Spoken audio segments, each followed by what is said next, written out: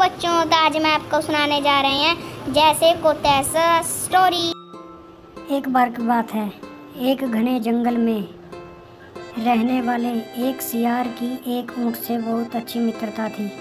दोनों एक साथ बहुत समय गुजारते थे और ढेर सारी बातें किया करते थे। समय बातों बातों में कैसे गुजर जाता था उन्हें पता ही नहीं चलता था। सियार बहुत चालाक था और ऊँट सीधा साधा था। ऐसे ही दिन गुजरते गए और फिर एक दिन सियार को पता चला कि नदी के उस पार एक खेत है जिसमें मक्के की खेती है और वो अब खाने के लिए तैयार हो गई है। लेकिन सियार के लिए नदी पार करना बड़ा मुश्किल काम था। लेकिन मक्के के बारे में सोचकर उसके मुंह में पानी आ जाया करता था। फिर अचानक उसे ऊँट की याद आती है और वो तुरंत ऊँट के पास जाता है। तभी उसे देखकर ऊँट कहता है, आओ मित्र, आज दोपहर में कैसे आना हुआ। तभी सियार कहता है कि नदी के उस पार एक खेत है, उसमें मक्के लगे हुए हैं और वो पक चुके हैं, और अगर हम उन मक्कों को खा लेंगे तो बहुत मज़ा आएगा। अब बस तुम्हारी खुशी में ही मेरी खुशी है।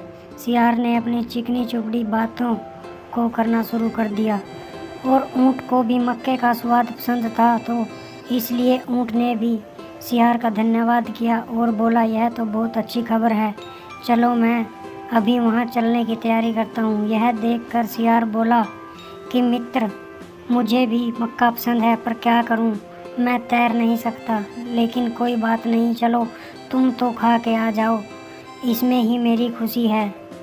ये बातें सुनकर ऊँट को दया आ गई और वो कहने लगा कि तुम भी चलो, नदी मैं तुम्हें पार करा दूंगा और फिर दोनों साथ में मक्के का मज़ा लेंगे। यह बात सुनकर सियार को बहुत खुशी हुई। फिर दोनों मक्का खाने चल दिए। ऊँट ने सियार को नदी पर जाकर कहा, मित्र, तुम मेरी पीठ पर बैठ जाओ। तभी सियार ऊँट की पीठ पर बैठ गया और ऊँट नदी में तैरने लगा। तभी कुछ ही देर में दोनों खेत में पहुंच गए और फिर जैसे ही सियार का पेट भर गया तो वो ऊँट को बोला, मित्र चलते हैं, नहीं तो किसान आ जाएंगे। फिर दोनों वहाँ से आ जाते हैं और अपने घर आकर वापस सो जाते हैं। फिर अगली सुबह दोबारा दोनों उठते हैं और फिर मक्का खाने के लिए चले जाते हैं। फिर से ऊँट ने सियार को अपनी पीठ पर बैठाया और नदी पार करा कर उसे खेत में पहुँचाया। आज फिर जब सियार का पेट भर गया तो वो ऊँट को बोला, चलो मित्र, नहीं तो किसान आ जाएंगे।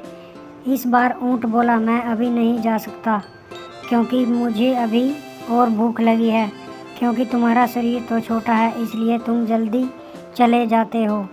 लेकिन सियार बोला कि मुझे हुआ करे काफ़ी टाइम हो गया है और मुझे अभी हुआ करना है। ऊँट मना करता रहा पर सियार नहीं मानता और खेत में हुआ करने लगा।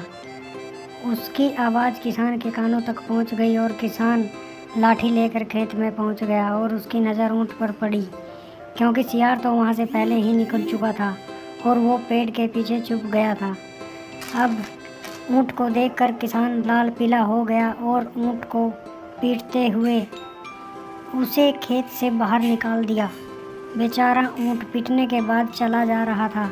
तभी पेड़ के पीछे से सियार निकलकर उसके पास आ गया और जब ऊँट ने उससे पूछा कि तुमने खेत में क्यों चिल्लाए, तो सियार बोला कि अगर मैं खाने के बाद हुआ न करता तो मेरा खाना नहीं पचता। यह सुनकर ऊँट को बहुत गुस्सा आया पर वो चुप रहा। फिर दोनों जंगल की तरफ लौटने लगे और मार खाने के बाद अब भी ऊँट सियार को पीठ पर लादे हुए नदी पार कर रहा था। और जब नदी के बीच में पहुंचा तो ऊँट ने अचानक डुबकी लगा दी। सियार डर के मारे चीखा और बोला, मित्र क्या कर रहे हो। ऊँट बोला, मुझे खाने के बाद डुबकी लगानी पड़ती है, नहीं तो मेरा खाना नहीं पचता। यह देखकर सियार की समझ आ गई कि ऊँट पिटाई का बदला ले रहा है और यहाँ से सियार बड़ी मुश्किल से अपनी जान बचा पाता है और फिर पूरे रास्ते डरा हुआ सा सहमा हुआ सा अपने घर तक पहुँचता है। लेकिन उसे यह सबक मिल गया था कि जैसे को तैसा होता है। फिर कभी उसने ऊँट के साथ चालाकी नहीं की। Thanks for watching, please subscribe. Thank you.